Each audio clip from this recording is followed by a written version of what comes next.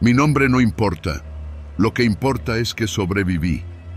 En el 2011, cuando Allende dejó de ser un pueblo y se convirtió en un matadero, yo tenía 27 años. Mi vida era sencilla. Trabajaba en un rancho ayudando con el ganado. A veces arreglaba cercas y de vez en cuando iba a la cantina del centro a tomarme unas cervezas. Todos nos conocíamos en el pueblo. Eso hacía que la traición doliera más. No se sabe exactamente quién lo inició, pero se dice que un grupo del cártel de los Zetas recibió información sobre unos desertores que se quedaron con dinero y datos importantes. La respuesta fue brutal. Durante 3 días, el infierno se instaló en Allende. El primer día, llegaron en varias camionetas, armados hasta los dientes. No disparaban al aire, no avisaban. Entraban a las casas, arrastraban a la gente, los metían en sus vehículos y desaparecían. Algunos hombres intentaron resistir, pero no duraban ni 5 minutos. Las patrullas nunca llegaron. El segundo día fue peor. Quemaron casas, rompieron puertas y destrozaron lo que quedaba del pueblo. No era solo una cacería, era un mensaje. Las familias enteras desaparecían. Vi con mis propios ojos cómo sacaban a un hombre, lo arrodillaban frente a su esposa y le pegaban un tiro en la cabeza. A ella se la llevaron. Nunca más se supo de ella. El tercer día, el pueblo era un cascarón.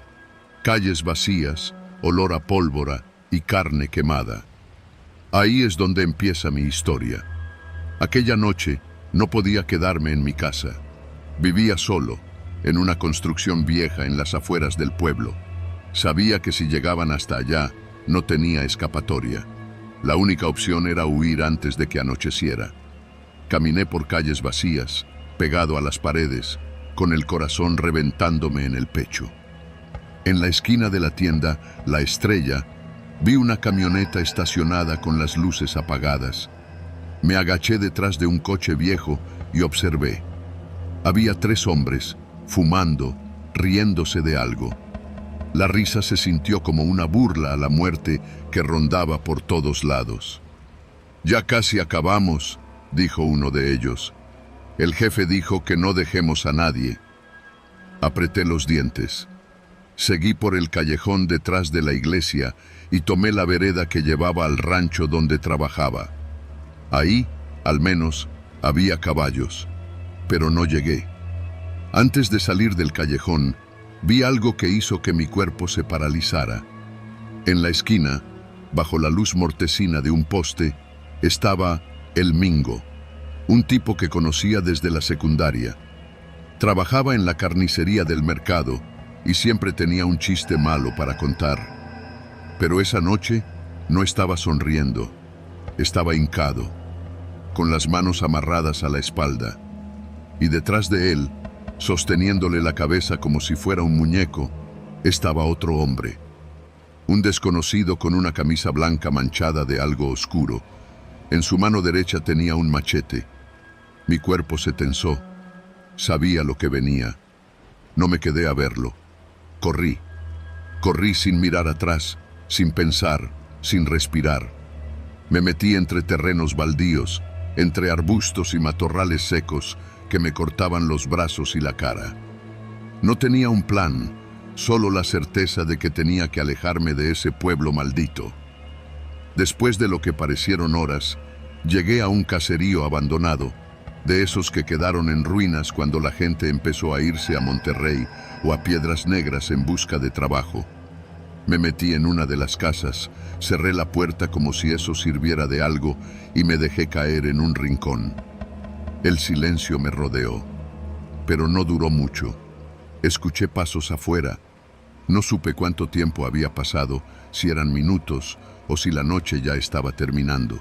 Solo supe que alguien estaba ahí, caminando lentamente por la calle polvorienta. El sonido de las botas raspando el suelo era un recordatorio de que el peligro no se había ido. Contuve la respiración. Los pasos se detuvieron justo frente a la casa. Escuché cómo alguien golpeaba la puerta con los nudillos, como si fuera una visita normal. No contesté. El silencio se alargó. Luego, la perilla se movió. Mi corazón latía tan fuerte que pensé que lo escucharían desde afuera. «Sabemos que estás ahí», susurró una voz. Me tapé la boca con la mano para no gritar. «Sal, carnal, no seas miedoso». Cerré los ojos. Los segundos se hicieron eternos. No entraron. Después de un rato, los pasos se alejaron. No dormí. No me moví hasta que vi la primera luz del amanecer filtrarse por las grietas de la ventana. Cuando volví al pueblo, lo encontré muerto. Las casas destruidas, las calles cubiertas de ceniza y sangre. Los pocos que quedaban vagaban como sombras. No había cuerpos, solo ausencia. Algunos días después llegaron los federales. Dijeron que investigarían. Dijeron que buscarían a los desaparecidos. Dijeron muchas cosas. Nada cambió. La mayoría de los sobrevivientes se fueron. Otros se quedaron y aprendieron a callar. Yo me fui. Pero hay noches en las que cierro los ojos y veo el callejón, la luz amarilla del poste y a el Mingo, hincado con la cabeza inclinada, esperando el golpe. A veces, en mis pesadillas, sí me quedo a mirar. Y entonces lo veo levantar la cabeza y me mira, como preguntándome por qué no hice nada.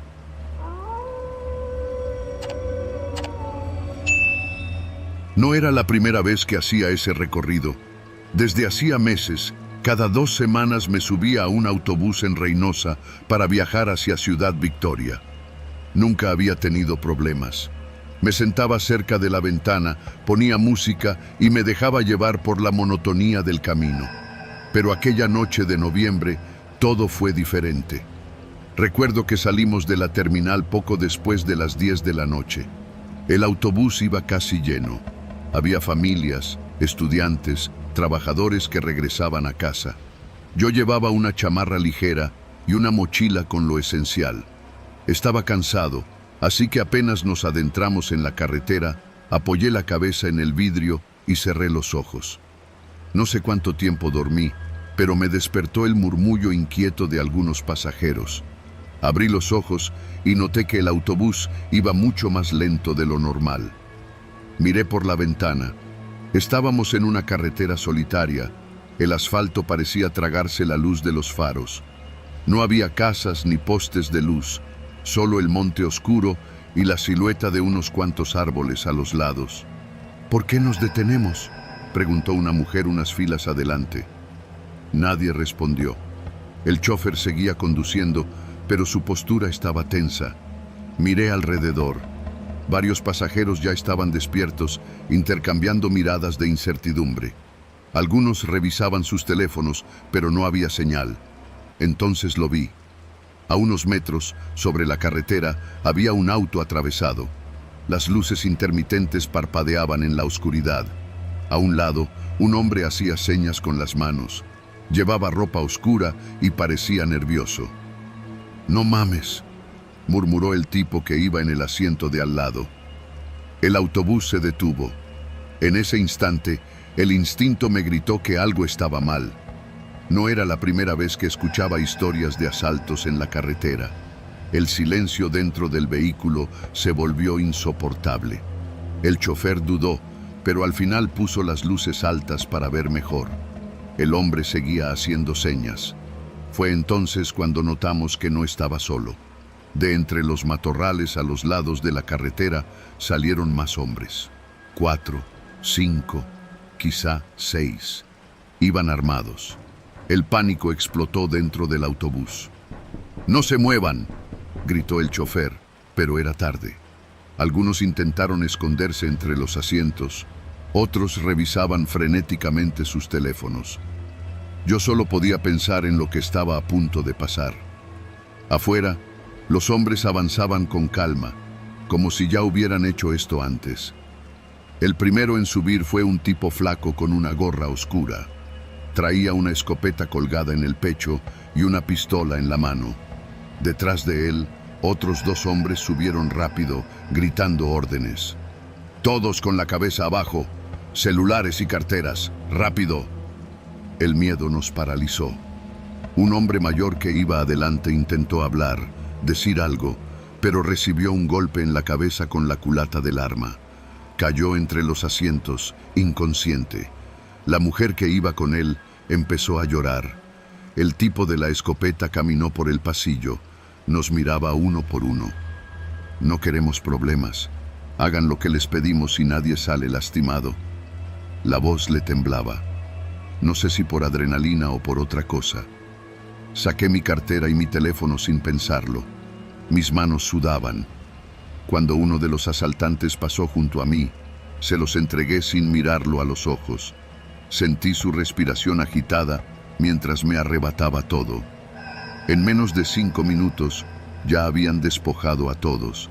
Las mochilas, los relojes, el dinero, se movían rápido, eficientes, pero no se iban. El autobús seguía detenido, el motor encendido, y los hombres se miraban entre ellos como esperando algo. Y entonces uno de ellos lo dijo: «Van a bajar». La frase cayó como un balde de agua helada sobre todos. «No, por favor», rogó una señora al fondo. «¡Cállese!», le gritó uno de los asaltantes, apuntándole con el arma. Nos miramos entre nosotros. Nadie entendía lo que pasaba. No era un simple asalto. Había algo más. El tipo de la escopeta se acercó al chofer y le hizo una seña con la cabeza. «Maneja. Despacio». El autobús empezó a avanzar de nuevo, pero a menos de 20 kilómetros por hora. Los hombres seguían dentro. Nos observaban. De repente, lo vi. A lo lejos, en medio de la carretera, había una desviación de terracería. No tenía señalamientos, solo un camino de tierra que se perdía entre la maleza. «Ahí, métete ahí», ordenó el líder. El chofer obedeció. Nadie se atrevía a decir nada. Solo se escuchaban los sollozos de algunos pasajeros. Entramos en la brecha. El camino era irregular, lleno de baches. Solo las luces del autobús iluminaban el trayecto. Avanzamos unos minutos hasta que el líder levantó la mano. «Detente». El autobús se frenó en seco. «Bájenlos». Nos hicieron descender uno por uno. Afuera, el aire era pesado, cargado con el olor a tierra húmeda. Nos hicieron formar una fila. Un hombre con una lámpara nos alumbró los rostros. Entonces, entre ellos, comenzaron a señalar. «Tú». Un joven. «Tú». Otro hombre, de unos 40 años. «Tú». Los elegidos fueron apartados. Los demás nos quedamos en la fila, sin movernos. Yo estaba a punto de vomitar. Los hombres hablaban entre ellos, murmuraban cosas que no entendíamos. Parecía que nos estaban eligiendo como si fuéramos ganado. «Nos faltan más», dijo uno. «No hay pedo. Con estos basta». El líder asintió y le hizo una seña al chofer. «Llévate al resto». No podía creerlo. Nos estaban dejando ir, solo a algunos. Las puertas del autobús se abrieron de nuevo. Nos empujaron hacia adentro. Algunos gritaban, suplicaban que no nos dejaran, pero nadie podía hacer nada. El chofer arrancó en cuanto cerró la puerta. Yo miré por la ventana hasta que la brecha quedó atrás. Nunca volvimos a ver a los que se quedaron. La noticia salió 2 días después. Encontraron cuerpos en un rancho cerca de San Fernando. No daban nombres, solo cifras. Yo nunca hablé de esto con nadie, porque en este país a veces la única forma de sobrevivir es el silencio.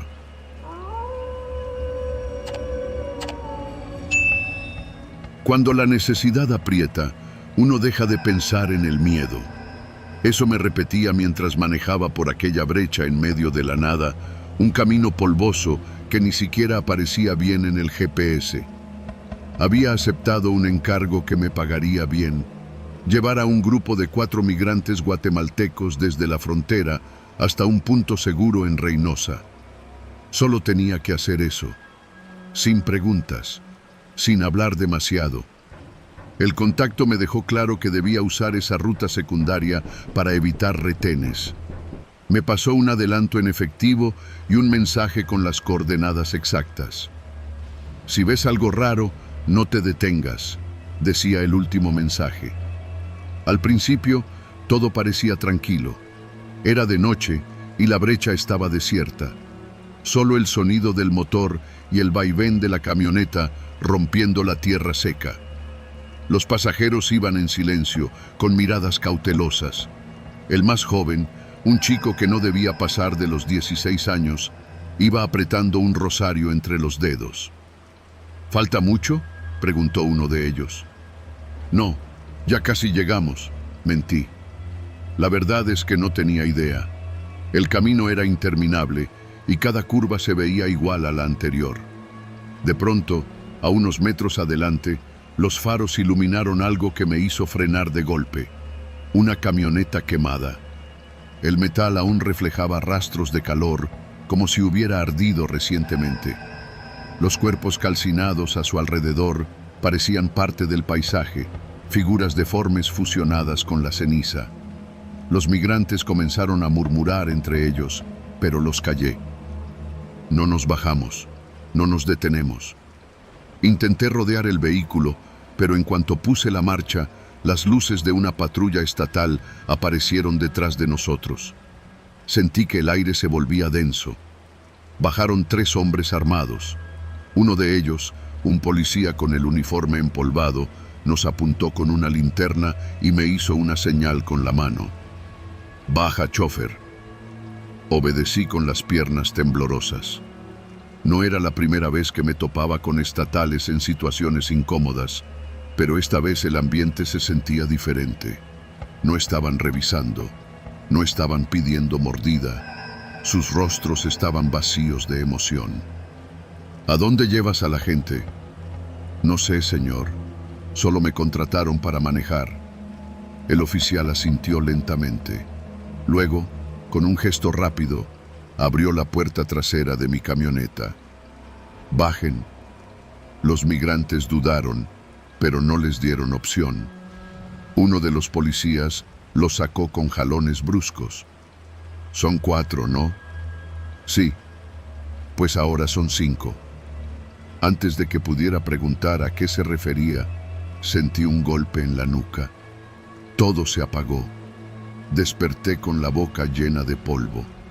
Me habían arrastrado lejos de la camioneta.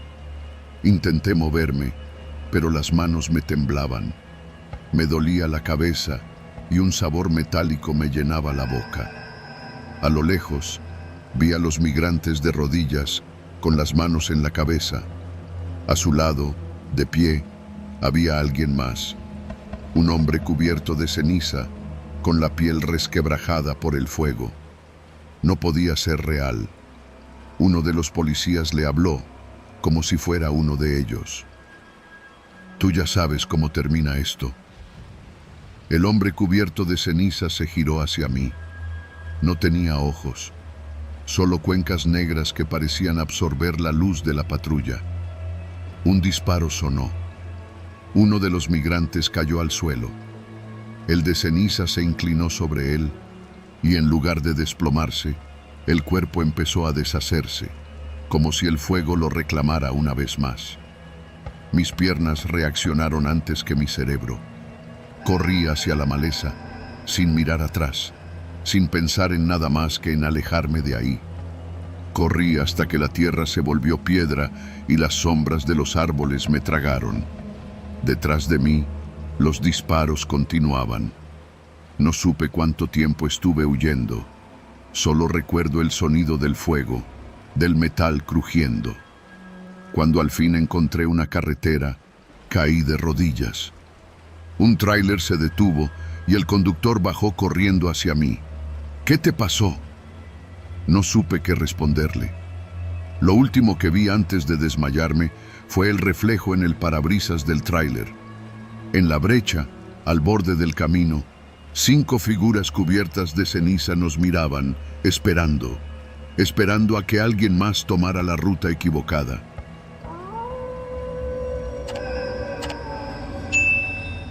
No sé por qué acepté la invitación. Supongo que fue la insistencia de mis primos, El afán de demostrar que no soy un miedoso, o tal vez la nostalgia de volver a Creel después de tantos años. Habían pasado más de 10 años desde la masacre, pero la sombra de esa noche aún cubría el pueblo. Nadie hablaba de eso abiertamente, pero lo sentías en la piel, en la forma en que las fiestas terminaban temprano, en las miradas furtivas de la gente cuando pasabas por la plaza. Era un miedo silencioso, como un veneno en el aire. Mis primos me convencieron de ir a una reunión en una cabaña a las afueras. Pura gente de confianza, me dijeron. Yo no estaba tan seguro, pero accedí.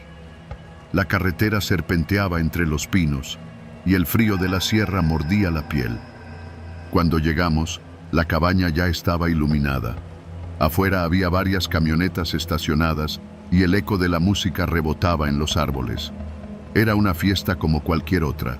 Alcohol, risas, gente bailando. Pero había algo raro en el ambiente, algo que no podía nombrar. Me di cuenta de que nadie mencionaba nombres. Se saludaban con gestos o con apodos genéricos. Compa, amigo, primo. Las conversaciones eran superficiales, como si nadie quisiera dar demasiada información. Me apoyé en una pared con mi cerveza en la mano, observando. De vez en cuando, la gente salía en grupos al bosque, se perdían en la oscuridad y regresaban después de unos minutos, en silencio. A veces, uno no volvía. No me gustó. Algo estaba mal. Decidí irme temprano, pero cuando fui a buscar a mis primos, no los encontré. Se fueron hace rato, me dijo un tipo, encogiéndose de hombros. El frío me caló más hondo. Sabía que era mentira. No se habrían ido sin avisarme. Fui al patio trasero. Allí, la fiesta era diferente. La música apenas se escuchaba. Había un círculo de personas alrededor de una fogata. Hablaban en susurros. Entonces los vi. Mis primos estaban allí, inmóviles, con la mirada perdida. Parecían escuchar, pero no hablaban. «Oye, ¿todo bien?», pregunté, acercándome. Uno de los tipos me miró. «Siéntate», dijo, y su tono no fue una invitación. El fuego crepitaba. Sentí que el aire se volvía más denso. «No, creo que ya me voy». El tipo sonrió. «¿Irte? Pero la fiesta apenas empieza». Se hizo un silencio incómodo. Me di cuenta de que todos me miraban. El miedo me golpeó el pecho. Intenté llamar a mis primos, pero no respondieron. Algo les pasaba, algo que no entendía. Retrocedí, sintiendo cómo la mirada de aquellos desconocidos se clavaba en mí. «Gracias por la invitación», dije, fingiendo calma, «pero ya es tarde». No respondieron. Solo me observaron. Corrí. Atravesé la cabaña, empujando gente, esquivando miradas. Salí a la carretera y vi mi coche. Pero la puerta estaba abierta y el motor encendido. Alguien me esperaba dentro. No volteé. No lo pensé. Corrí al bosque. Detrás de mí, escuché pasos. Corrí hasta que el frío me cerró los pulmones. Me escondí detrás de un árbol, cubriéndome la boca para no hacer ruido. Los pasos se acercaron. No sé cuánto tiempo pasó. Tal vez minutos, tal vez horas. Cuando la luna se escondió tras los pinos, los pasos desaparecieron. No volví a ver a mis primos. Al día siguiente, fui al pueblo a preguntar por ellos. Nadie sabía nada. «A lo mejor se fueron de viaje», me dijeron, pero sus autos seguían allí. Esa noche fui a la policía. El agente me escuchó en silencio. Luego suspiró. «Mejor olvídese de eso», me dijo. Pero se inclinó sobre el escritorio. «Aquí las fiestas no terminan. Si se los llevaron, ya no vuelven». No supe qué decir. Solo salí de la comisaría y me alejé. De Creel, de Chihuahua, de ese maldito lugar. Nunca regresé. Nunca volví a preguntar, porque en Krill hay preguntas que nadie responde y fiestas que nunca terminan.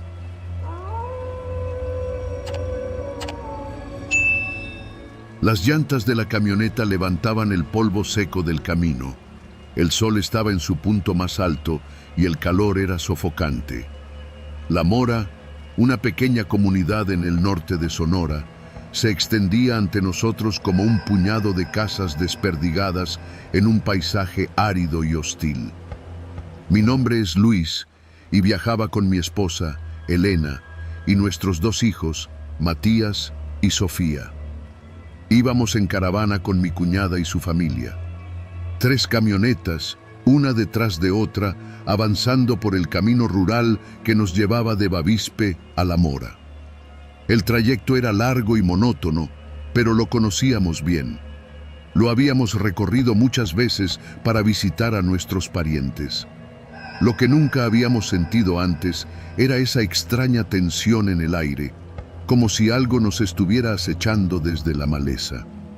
Elena iba en el asiento del copiloto, con la mirada fija en la carretera. ¿Te has fijado en que no hemos visto a nadie en todo el camino?, preguntó en voz baja. Miré por el espejo retrovisor. Las otras 2 camionetas seguían nuestro ritmo, pero más allá de eso, la carretera estaba vacía. Ni un solo coche, ni un alma en kilómetros. Solo el viento seco arrastrando polvo y el sol rajando la tierra. Es raro, admití, pero ya casi llegamos. En la radio de la camioneta, las voces de los niños llenaban el silencio con risas y conversaciones sin sentido. Me reconfortaba escucharlos, pero mi pecho seguía sintiéndose pesado, como si una piedra me aplastara el esternón. Entonces, a lo lejos, vi algo que hizo que mi sangre se helara. Una camioneta estaba detenida a un costado del camino, con las puertas abiertas de par en par.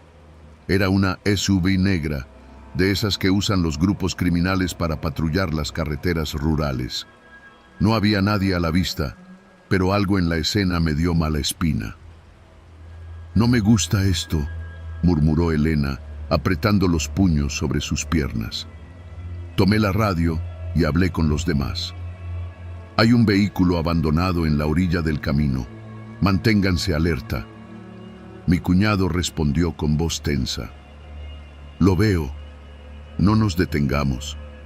Seguimos avanzando, reduciendo la velocidad, con los motores retumbando en el aire caliente. Cuando pasamos junto a la camioneta, miré hacia adentro. Había sangre en los asientos. Un nudo se me hizo en la garganta. No dije nada, pero Elena también lo vio. Me tomó la mano y la apretó con fuerza. «Luis, acelera». Pisé el pedal con más decisión y las otras camionetas hicieron lo mismo. La tensión en el aire se volvió insoportable. No habíamos avanzado ni 500 metros cuando los escuchamos. Los disparos. Los primeros impactos hicieron estallar el parabrisas de la camioneta trasera. Un estruendo seco, un sonido que cortó el aire como un latigazo. Luego, todo fue caos. «¡Bájense! ¡Bájense!», grité, girando el volante bruscamente. Los niños comenzaron a llorar. Elena los cubrió con su cuerpo mientras yo salía y sacaba mi pistola de la guantera. El suelo temblaba con las ráfagas de balas. Las camionetas quedaron atrapadas en un infierno de fuego. Mi cuñado intentó acelerar para salir de la emboscada, pero otra ráfaga perforó los neumáticos y el motor murió en el acto. La camioneta quedó atravesada en el camino.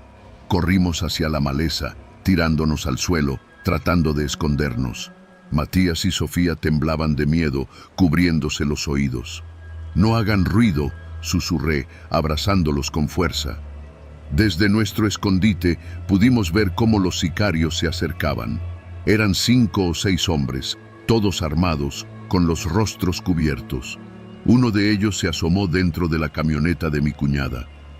«No hay nadie vivo aquí», dijo con una voz fría, como si estuviera hablando del clima. Pero sí había alguien. Mi cuñada y sus hijos estaban dentro. «¡No!». Elena intentó levantarse, pero la sostuve con todas mis fuerzas. No podíamos hacer nada, no podíamos delatarnos. El hombre se rió y encendió un encendedor. Que se quemen con su cochecito. El fuego comenzó a devorar la camioneta con un rugido voraz. El olor a gasolina y carne quemada nos golpeó como un puño en la cara. Matías se tapó la boca para no gritar. Los sicarios comenzaron a registrar la zona. Buscaban sobrevivientes.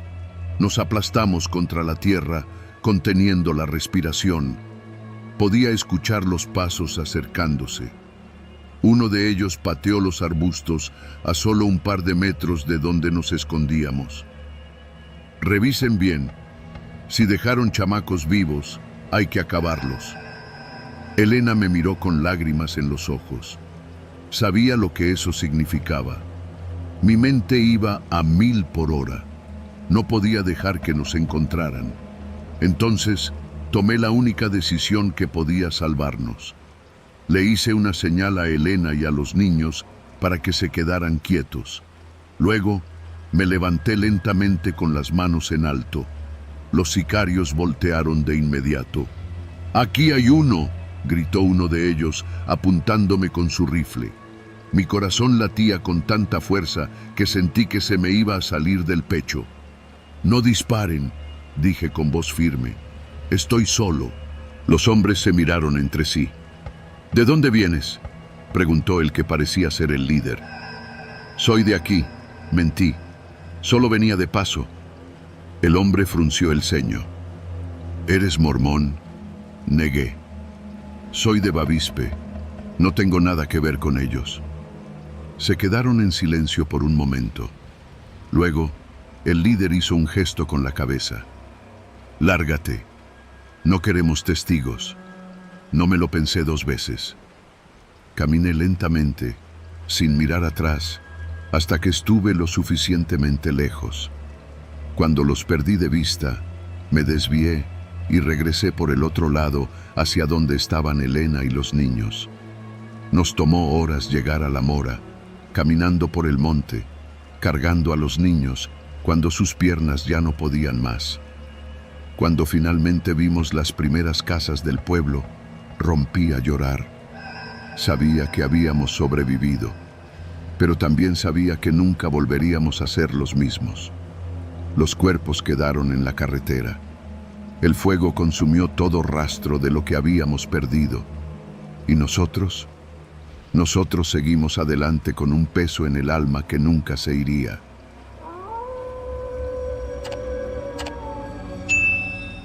Me llamo David, y si estás leyendo esto, quiero que sepas algo. Hay cosas peores que la muerte. Yo no creía en los miedos irracionales ni en los cuentos de espantos, hasta que terminé atrapado en un pueblo donde lo único que crece es el silencio. Ciudad Mier, Tamaulipas. Si buscas fotos en internet, verás su historia. Un pueblo mágico convertido en un infierno. Antes tenía 6,000 habitantes. Ahora es un cementerio sin tumbas.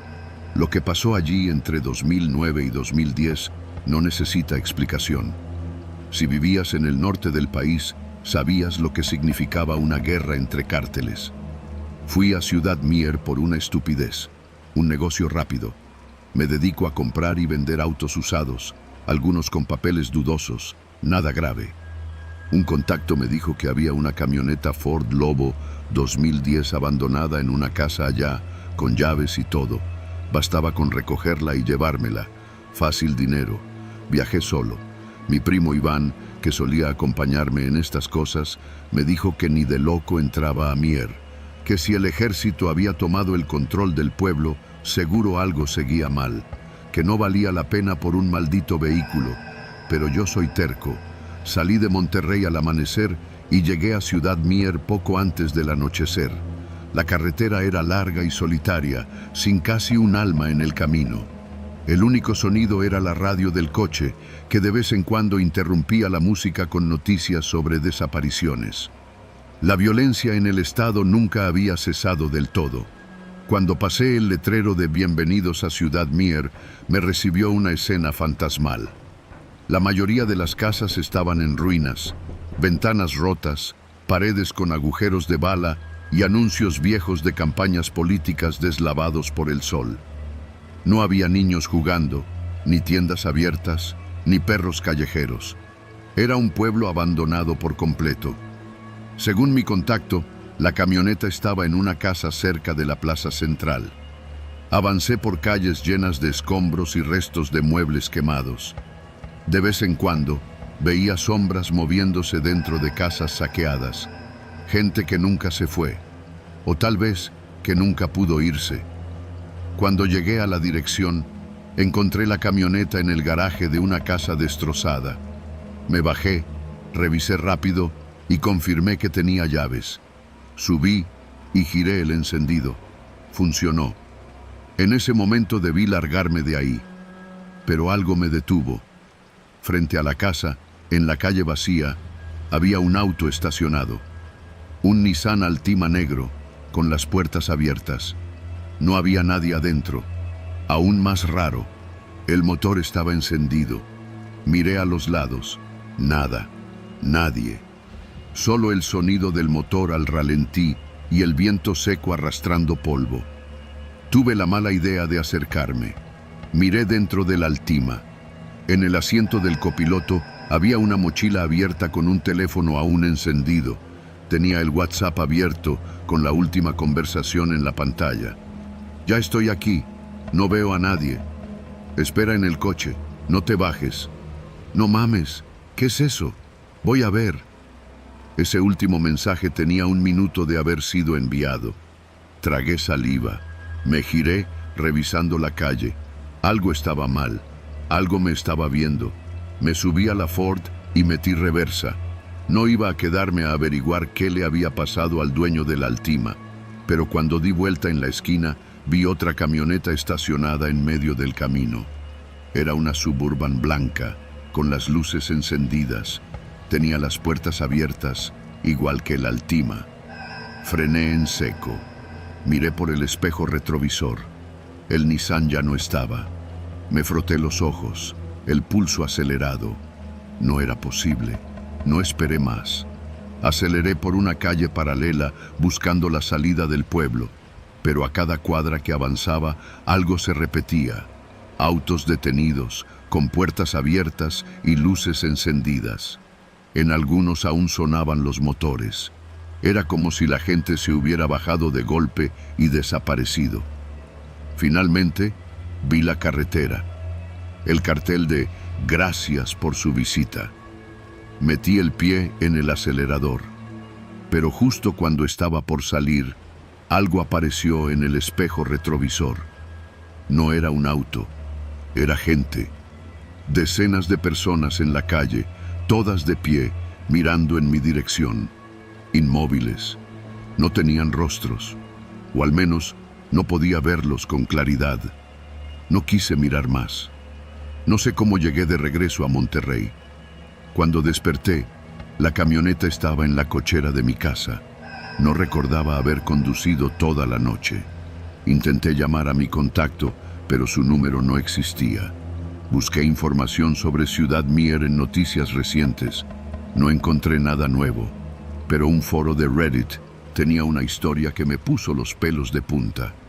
Un usuario contaba que su tío había entrado a Mier en 2012 a buscar algo que había dejado en su antigua casa. Nunca salió. Los soldados entraron días después y encontraron su coche con el motor encendido. Las puertas estaban abiertas. Y lo peor, dentro del auto encontraron su teléfono, con la última conversación de WhatsApp en la pantalla. Ya estoy aquí. No veo a nadie. Espera en el coche. No te bajes. No mames. ¿Qué es eso? Voy a ver. Cerré la laptop. No volví a hablar del tema. No volví a vender autos. Y si alguna vez tienes la estúpida idea de entrar a Ciudad Mier, recuerda esto. Nunca te bajes del coche.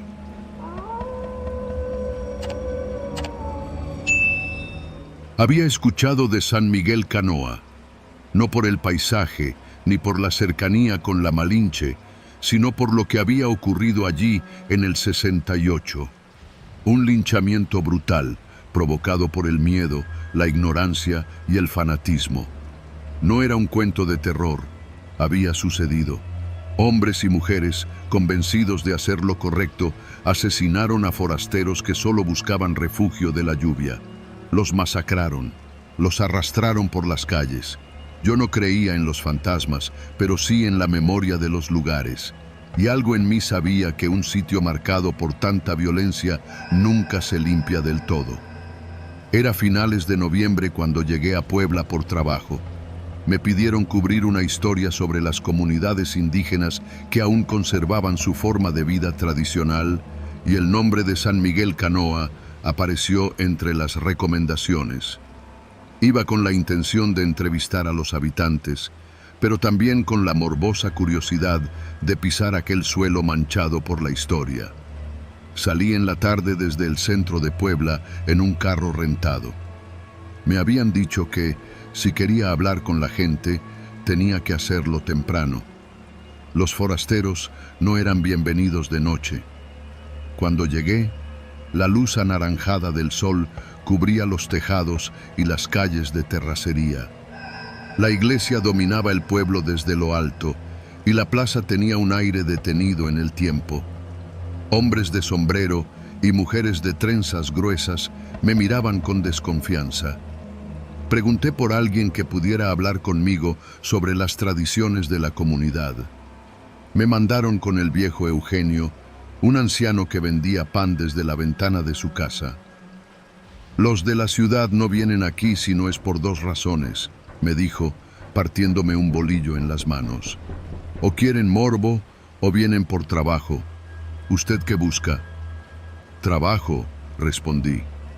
El viejo sonrió condescendiente.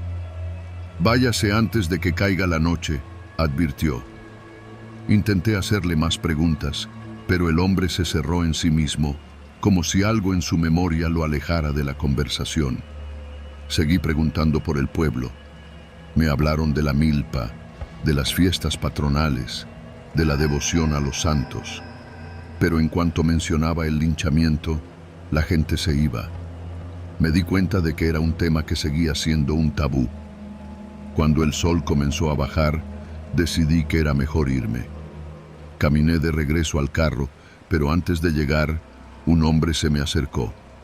Era más joven que Eugenio, pero tenía la misma expresión cansada. ¿Usted viene por la historia de los muertos?, me preguntó en voz baja. Asentí. No debería preguntar sobre eso. Los que no vivimos esa noche la hemos escuchado de nuestros padres y abuelos. La sangre se secó, pero el pueblo no olvida. No busco problemas, dije. Solo quiero entender qué pasó. El hombre miró hacia los lados, asegurándose de que nadie lo viera hablando conmigo. Si de verdad quiere saber, vaya a la Casa Roja al final de la calle, susurró. Allí se escondieron los muchachos. Allí los mataron. Me agradeció y se fue rápido, como si temiera ser visto conmigo. Por un momento, consideré irme, pero el impulso de ver la Casa Roja era más fuerte. Caminé hasta el final de la calle, donde se levantaba una construcción antigua, de muros de adobe pintados de un rojo desteñido. La casa parecía abandonada.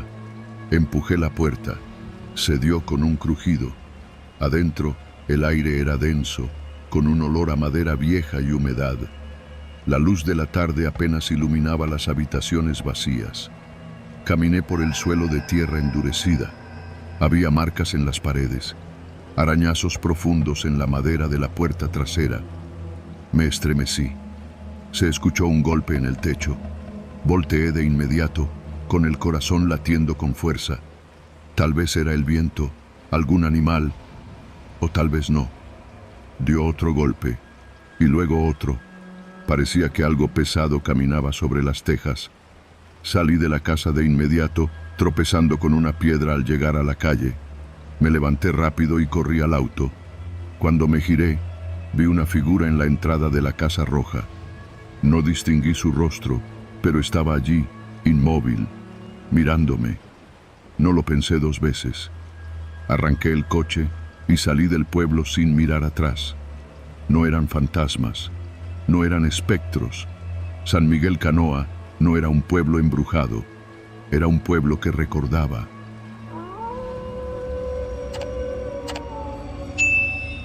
Nunca quise regresar a San Mateo del Mar. Mi madre solía decir que las tierras donde uno nació terminan llamándolo de vuelta, pero en mi caso, esa voz nunca había sido amable. Hacía más de 10 años que había salido de la comunidad para no volver. No por falta de amor, sino por miedo. San Mateo del Mar es un pueblo apartado, aislado por caminos de terracería y un clima que no perdona.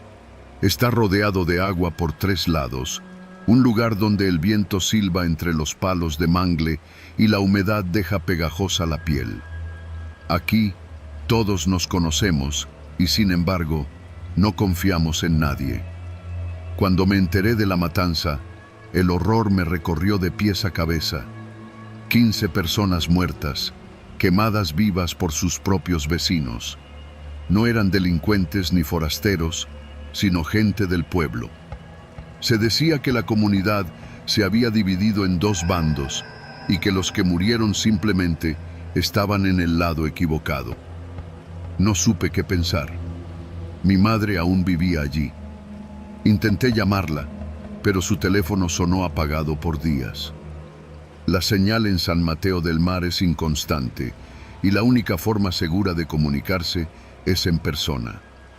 Así que compré un boleto de autobús y emprendí el camino de vuelta. Llegué de madrugada. La humedad nocturna y el olor a mar me dieron la bienvenida con un abrazo pegajoso. El pueblo estaba sumido en un silencio inquietante. No el tipo de silencio que transmite paz, sino uno que pesa en los hombros, que hace que los perros callejeros se escondan y las ventanas permanezcan cerradas. La casa de mi madre estaba intacta, pero la encontré cerrada con candado desde afuera. Golpeé la puerta varias veces sin obtener respuesta. Una vecina me vio desde su ventana y salió con cautela.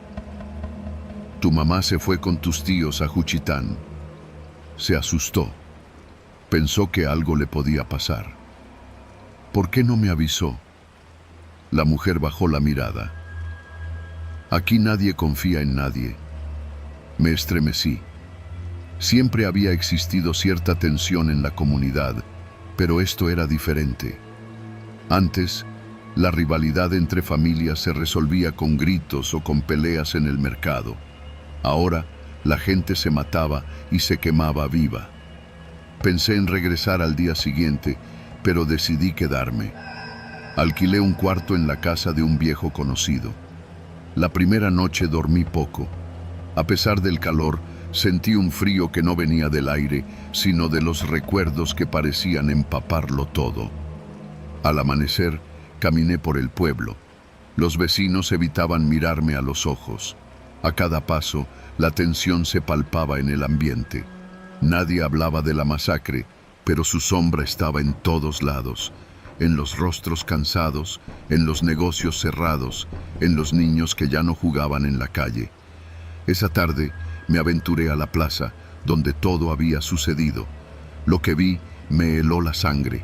Las paredes aún tenían marcas de hollín. La ceniza se había llevado por el viento, pero el olor a quemado persistía, mezclado con algo más espeso, algo que recordaba a carne carbonizada.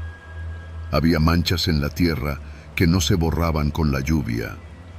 Cerré los ojos por un momento y entonces escuché un sonido que hizo que mi estómago se apretara. Risas.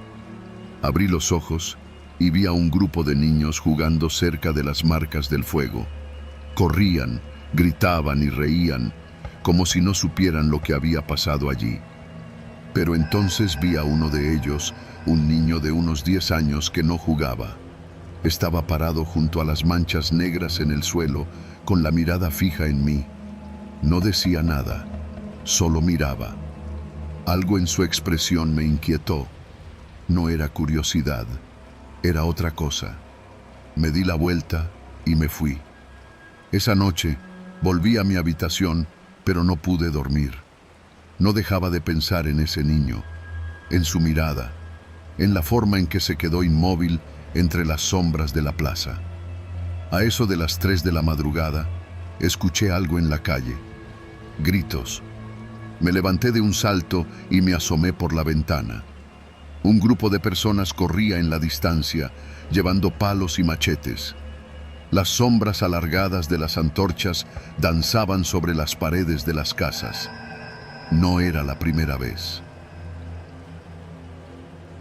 La rabia aún estaba viva en San Mateo del Mar. Me quedé quieto, conteniendo la respiración. Afuera, los pasos se alejaron. Entonces, en la penumbra, vi algo que me paralizó. En la esquina de la calle, a contraluz del fuego, estaba el niño. No corría, no gritaba, solo miraba. Me alejé de la ventana y traté de convencerme de que era mi imaginación. Pero entonces, una voz me susurró desde la oscuridad de la habitación. Los que quemaron a otros, también serán quemados. Me giré de golpe, pero no había nadie. El miedo se instaló en mi pecho como un peso imposible de sacudir. Al día siguiente, empaqué mis cosas y me fui. Nunca volví a San Mateo del Mar. El pueblo sigue allí, pero yo sé que algo en él murió aquella noche de junio. Algo que nunca volverá a ser como antes, y sé que el niño sigue allí, en las sombras de la plaza, esperando, porque la memoria del fuego nunca se apaga.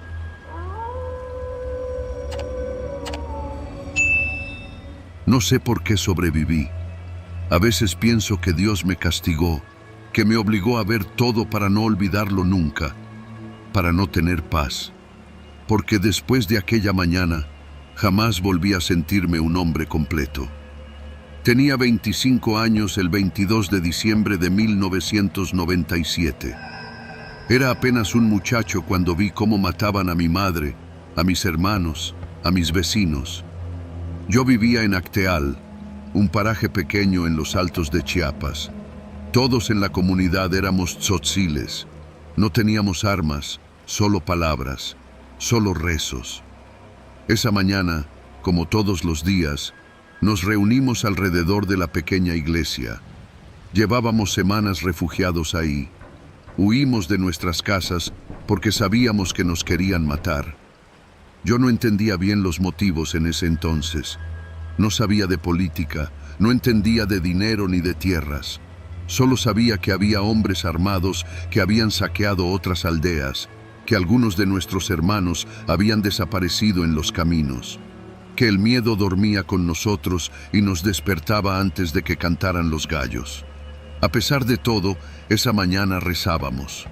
Las abejas, así nos llamábamos, creíamos en la paz, en la justicia, en la fuerza de nuestras palabras. Yo estaba sentado junto a mi madre y mis hermanos menores. Recuerdo que mi hermana, de solo 9 años, jugaba con una muñeca de trapo mientras mi madre murmuraba en tzotzil pidiendo protección. Afuera, el viento hacía crujir las láminas de las casas improvisadas donde nos refugiábamos. Era un viento frío, seco, como si el aire supiera lo que estaba por venir. Entonces los escuchamos. Primero fueron pisadas en la tierra, luego el sonido de las ramas quebrándose bajo el peso de los hombres. Después, los disparos. Mi madre me jaló del brazo y me tiró al suelo. Las balas entraron en el campamento como el granizo en temporada de lluvias. Algunas atravesaron las paredes de madera, otras destrozaron los techos de lámina. La gente gritaba, corría en todas direcciones, pero no había dónde esconderse. No había escape. Yo los vi. 80 hombres armados, algunos con machetes, otros con rifles. Indígenas como nosotros, pero con los ojos llenos de odio. Algunos llevaban pasamontañas, otros no se molestaron en ocultar sus rostros. Eran de los nuestros, vecinos de comunidades cercanas, hombres que antes nos vendían maíz en el mercado, que nos saludaban en las veredas. Ahora nos mataban, Vi a una mujer con su bebé en brazos intentar correr, pero la alcanzaron antes de que llegara a la colina. Uno de los hombres la derribó de un disparo en la espalda, cayó de rodillas y el bebé rodó unos metros, llorando. Otro de los paramilitares lo tomó del pie y lo lanzó contra una piedra. El llanto se apagó de inmediato. Quise gritar, pero mi madre me tapó la boca con su mano. Estábamos escondidos detrás de un barril de agua, tratando de no respirar demasiado fuerte. Mi hermana pequeña se abrazaba a mi pecho, temblando. Sus lágrimas empapaban mi camisa. Las balas seguían silbando. Vi caer a don Jacinto, el anciano que me enseñó a sembrar maíz. Vi a Rosa, la niña que quería ser maestra, desplomarse con un agujero en la frente. Vi cómo las mujeres suplicaban, pero no hubo piedad. Uno de los hombres entró en la iglesia. Se persignó antes de disparar. Mis piernas no me obedecían. Mi madre me apretó la mano y me susurró algo en tzotzil. Nunca supe qué dijo, porque en ese momento le dispararon en el cuello. Su sangre caliente me salpicó el rostro. Sus dedos, que aún sostenían los míos, se aflojaron poco a poco. Cayó de lado, con los ojos abiertos, mirándome sin verme. No lloré, no grité. Me quedé quieto, con el cuerpo de mi madre sobre mis piernas, con la mirada perdida en su cabello negro, esparcido en la tierra. No sé cuánto tiempo pasó. La masacre duró más de 6 horas, pero para mí fue un instante eterno. Cuando se cansaron de matar, los paramilitares se fueron. Algunos se llevaron comida, otros se rieron de los cuerpos esparcidos por el campamento. Uno orinó sobre la tierra ensangrentada antes de marcharse. Se fueron en camionetas, escoltados por la policía estatal. No hubo prisa. Sabían que nadie vendría a detenerlos. Me quedé donde estaba, bajo el cadáver de mi madre, esperando. No sé si fue miedo o instinto, pero no me moví hasta que el silencio regresó. Solo entonces me atreví a levantar la cabeza. Lo que vi esa mañana sigue en mis pesadillas. Cuerpos en el suelo, algunos abrazados entre sí, niños con los ojos abiertos, mujeres con el vientre abierto, sangre en la tierra, en las paredes de la iglesia, en las piedras del camino. Mi hermana pequeña estaba muerta. No sé en qué momento la mataron, solo sé que aún sostenía su muñeca de trapo. Se la quité de las manos con dedos temblorosos. Era el único pedazo de ella que podía conservar. Me levanté con dificultad. Mis piernas estaban entumecidas. Caminé entre los cuerpos, evitando pisar los rostros conocidos. Me temblaban las manos. Quería hacer algo, ayudar a alguien, pero no quedaba nadie con vida, solo yo. Me quedé de pie en la puerta de la iglesia.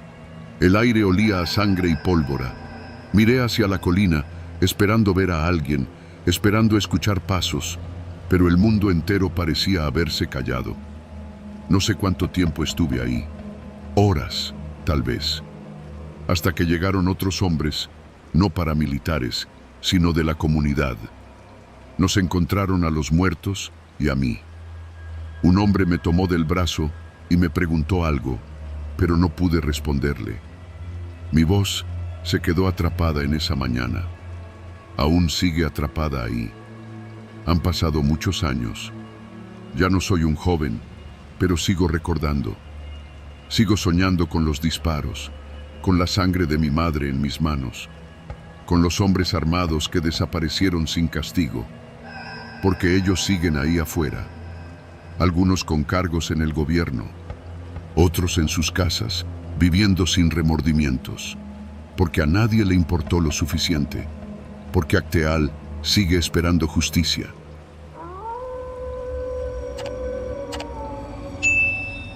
No debería estar contando esto. Me dijeron que lo olvidara, que hiciera mi vida como si aquella noche no hubiera existido, que Iguala era solo un mal recuerdo. Pero hay cosas que no se pueden olvidar. Hay miedos que se quedan pegados a la piel, que te siguen a donde vayas. Y lo peor es saber que todo lo que viví esa noche fue real. Me llamo Mario. En 2014 tenía 24 años y trabajaba manejando un camión de carga. Mi ruta solía ser tranquila. Iba desde la Ciudad de México hasta Acapulco, pasando por Iguala. Nunca había tenido problemas, hasta que me tocó estar en el lugar equivocado, en la peor noche posible. Esa tarde salí tarde de la central de abastos. La carga estaba completa, pero el tráfico en la salida de la ciudad me retrasó. Para cuando pasé Cuernavaca, ya había oscurecido. No me preocupaba.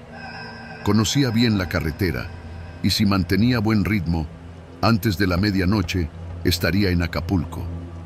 Pero entonces vi las luces de Iguala a lo lejos y recordé las historias. Conductores que desaparecían, retenes falsos, gente armada que te hacía detenerte para nunca dejarte seguir. Apreté el volante. El camino me obligaba a cruzar por la ciudad.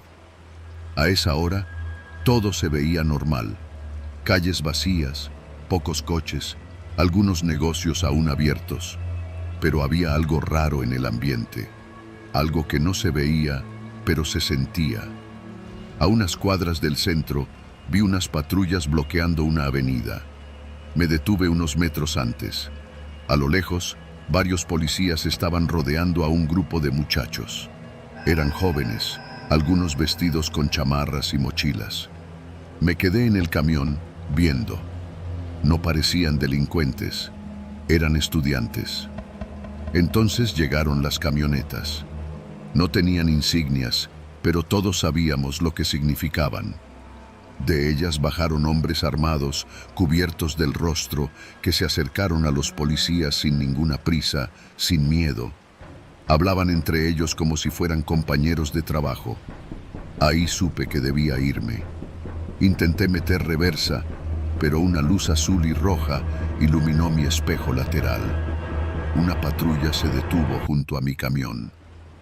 «Bájate, compadre», dijo un policía. Su tono era tranquilo, pero no daba opción a discutir. Salí con las manos en alto. «¿Todo bien, oficial? Solo estoy de paso». El policía no me contestó. Revisó mis papeles, miró el camión por dentro. «¿Viste algo?», preguntó. Negué. «¿Seguro?». Su mano se apoyó en su pistola. «Seguro», respondí. El hombre me miró un momento más. Luego sonrió. «Sigue tu camino y no te detengas».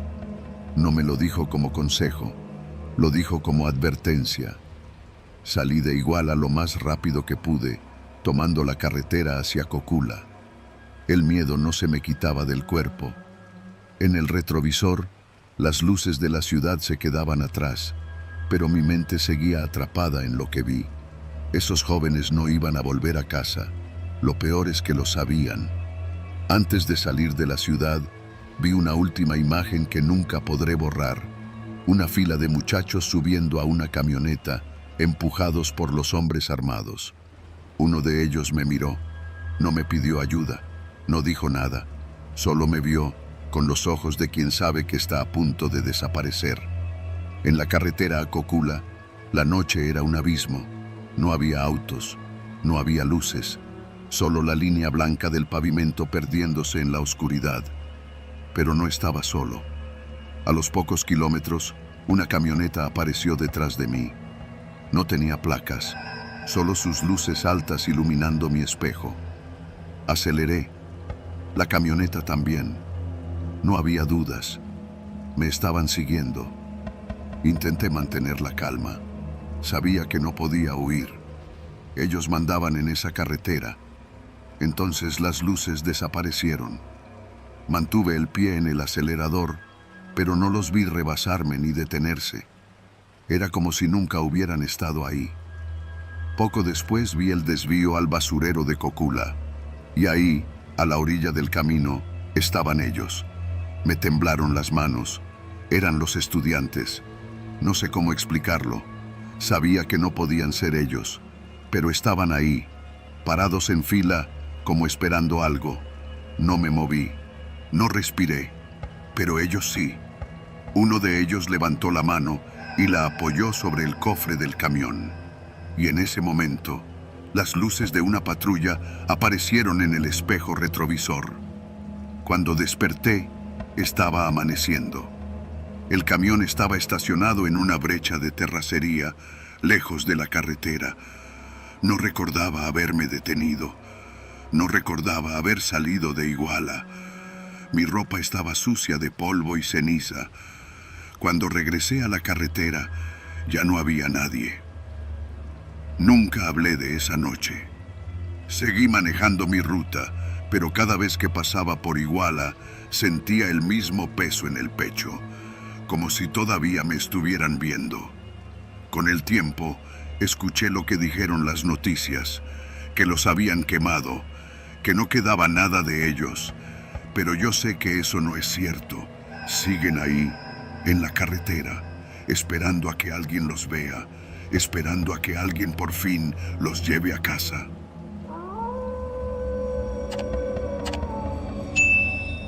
Mi nombre es Rodrigo. En el 2014 trabajaba como chofer de un camión de carga. No era un trabajo difícil, pero sí peligroso.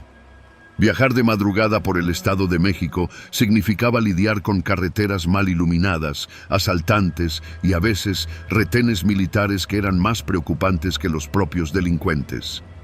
Pero nada me había preparado para lo que vi en Tlatlaya, porque hay cosas de las que puedes hablar y cosas que mejor olvidas. Y lo que vi esa noche no se olvida. Esa noche me avisaron que había un viaje urgente. Había que llevar un cargamento de abarrotes y agua hasta Amatepec. El pago era bueno, pero el problema era el horario. Saldría de Toluca casi a la medianoche, lo que significaba que cruzaría la carretera de Tlatlaya en las horas más peligrosas. No era la primera vez que tomaba esa ruta de noche, pero sabía lo que podía pasar. El sur del Estado de México era tierra sin ley. Por ahí circulaban convoyes de criminales, policías que trabajaban para ellos, militares que hacían su propia guerra y civiles atrapados en medio. Antes de salir, me aseguré de llevar suficiente gasolina. No quería detenerme en ningún lado.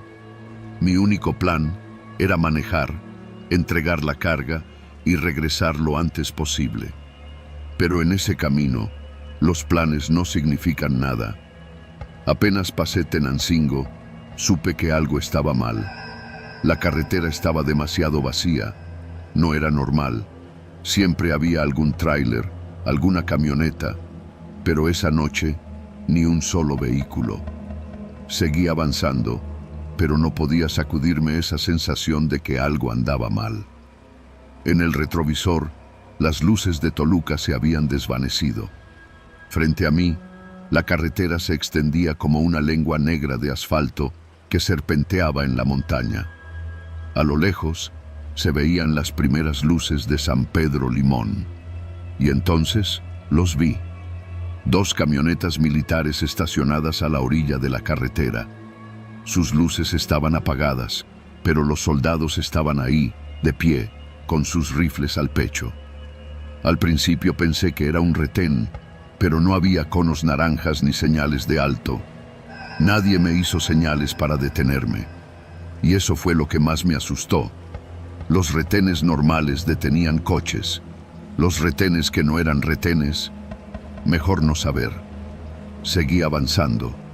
Ya estaba en la zona donde empiezan los desvíos de terracería, donde los caminos secundarios llevan a ranchos escondidos entre los cerros. Y entonces la vi. La bodega. Era una construcción grande, de esas que parecen abandonadas pero que nunca lo están del todo. Lo primero que noté fue la sangre en la tierra, luego los cuerpos.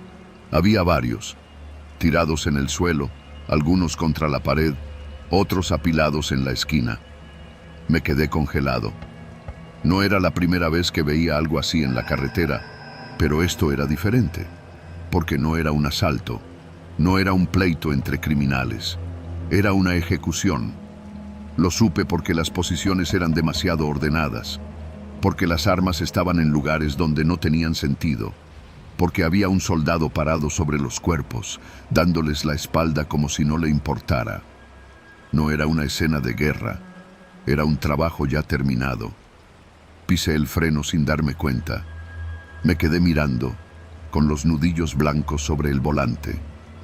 Entonces sentí algo extraño, algo que no tenía nada que ver con la sangre ni con los cuerpos. Era una mirada. Giré la cabeza y ahí estaba ella, pegada a la pared, medio escondida en la sombra. Una mujer, flaca, con la ropa rasgada y el rostro sucio. No se movía, no pedía ayuda, solo me miraba, pero en sus ojos no había miedo. Había algo peor, resignación, como si ya supiera que nadie la iba a ayudar. Entonces lo entendí. Ella no debería estar viva. Era un error y yo era el único que lo sabía. Una parte de mí quiso frenar, abrir la puerta y subirla al camión. Pero la otra parte, la parte que quería seguir con vida, aceleró. No me detuve. No podía. Sabía lo que pasaba en lugares como este. El que ayuda, desaparece también. Así que la dejé atrás. Y cuando miré por el retrovisor, ya no estaba. Pocos kilómetros después, aparecieron las luces. Una camioneta me estaba siguiendo. No tocaban el claxon, no hacían señales. Solo estaban ahí, en mis espejos, siguiéndome a la misma velocidad. Tragué saliva. Sabía lo que significaba. Si me alcanzaban, no había nada que hacer. Seguí manejando, como si no supiera que estaban ahí, como si todo fuera normal. Pero mis manos estaban tan sudadas que apenas podía sujetar el volante. Entonces, poco a poco, las luces se apagaron y la camioneta desapareció. Cuando llegué a Amatepec, no dije nada. Entregué la mercancía, firmé los papeles y fingí que todo estaba bien. Pero esa noche no dormí. Me quedé en mi cuarto de hotel, con los ojos clavados en el techo, pensando en la mujer, en lo que significaba haberla visto, en lo que significaba haberla dejado ahí. A la mañana siguiente, la noticia salió en la televisión. Enfrentamiento en Tlatlaya, 22 abatidos. Pero yo había estado ahí. No hubo enfrentamiento, no hubo balacera. Los mataron, los acomodaron. Y contaron una historia que nadie podía contradecir, porque los muertos no hablan. Nunca supe qué pasó con la mujer. Nunca apareció en la lista de muertos, ni en la de sobrevivientes. Era como si nunca hubiera existido, pero yo la vi, y ella me vio a mí, y cada noche cuando cierro los ojos, la sigo viendo. No me dice nada, no me reclama nada, solo me mira, y sé que algún día, cuando ya no pueda más, tendré que decir la verdad, porque en Tlatlaya los que ven demasiado, o aprenden a callar, o desaparecen también.